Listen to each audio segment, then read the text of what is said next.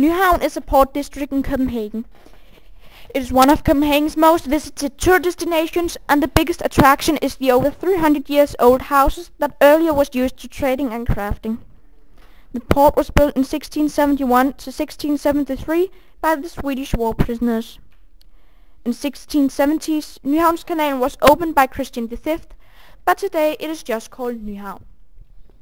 The oldest house in Nyhavn is number 9, that is from 1681. In many years, Nyhavn was one of Copenhagen's more sinister districts because there were sailor bars and that led to prostitutes. But in the 1980s, Nyhavn was renovated, and today there are beautiful restaurants and cafes along the channel where many Copenhageners enjoy the warm summer holidays with beer or a glass of wine with view over the channel and the passing boats. Nyhavn is also known for its big Christmas market where you can get everything from caramelized apples to paper apples elves in the stalls. The author Hans Christian Andersen lived through 20 years in 4 of the houses. Frederik V placed in 1748 the district Frederiksstaden in the central Copenhagen, to celebrate himself but also to satisfy the nobility's need for big mansions and to emphasize the old capital as a modern shipping and trading city. There isn't anything in Frederiksstaden that is placed randomly. The straight streets with large houses and mansions is placed in straight lines with a straight angle street system with the Amalienborg and Marmorkirken in the middle of everything. Today it can be difficult to tell when you're within Frederiksstaden, but in the 1700s, when you crossed the old medieval city part with dark and small Hall Street, it was very easy to tell when you were in Frederiksstaden, with light, airy and wide streets with big beautiful houses and mansions. Amalienborg is the home of Denmark's Queen Margrethe and her husband Prince Henrik. The castle consists of 4 similar mansions. It is built in the elegant and symmetric style Rococo architecture. The castle was built when King Christian VI wanted to build a new district, Frederiksstaden. It was a new modern and monumental district that should have a central area with 4 similar and beautiful mansions around.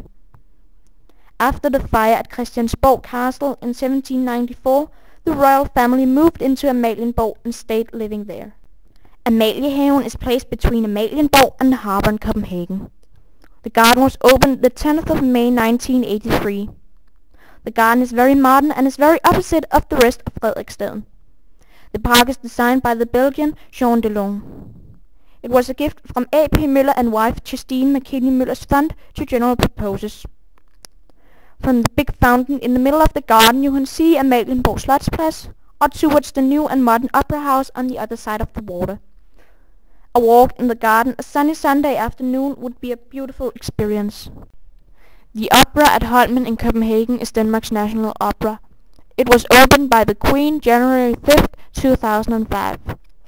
A.P. Møller and wife Justine McKinney Møller's fund to general purposes bought Holmen for 120 million Danish crowns and announced in 2000 that the fund would donate an opera house to Holmen.